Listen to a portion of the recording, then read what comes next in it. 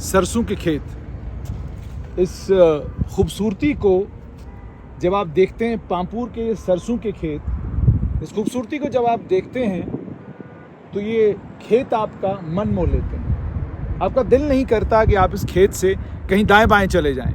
और इस खेतों के साथ में अगर आप ये देखेंगे, इसे कश्मीरी में बंड कहते हैं, और साथ में पेड़ हैं। आप खुद अंदाज़ा लगा सकते हैं कि मार्च में जब जम्मू में इस समय 37 डिग्री के करीब टेम्परेचर है, हमें श्रीनगर में शाम को जो है स्वेटर पहनना पड़ता है, जैकेट पहनना पड़ता है। इस खूबसूरत खेत को देखकर, इस खेत की इस खूबसूरती को देखकर कुछ चीज़ें जहन में आती हैं। पहली बात तो ये कि सियासत ने हालात ऐसे कर दिए हैं कि जिन खेतों से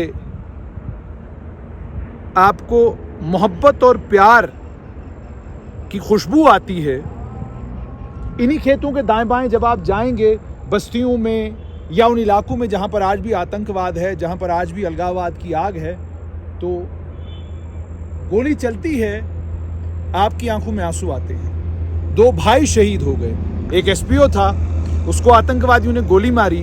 दूसरा भाई उसको बचाने के लिए गया, आतंकवादी को पकड़ा, गोली उसे भी लगी, दोनों शहीद हो गए।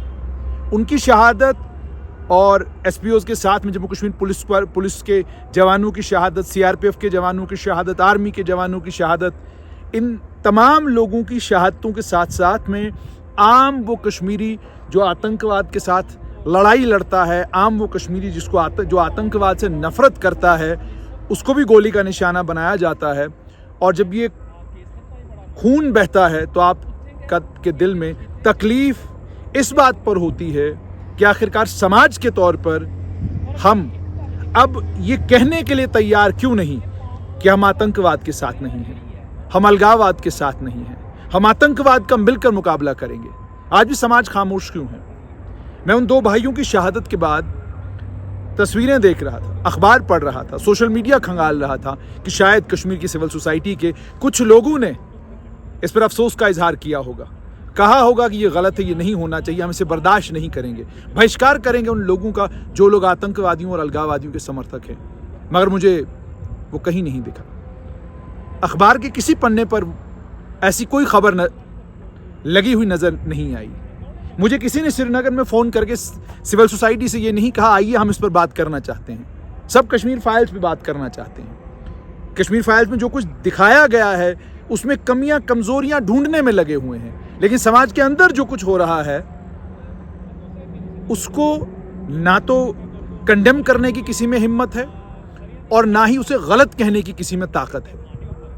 और ऐसा क्यों है, ये मेरी समझ से बाहर है।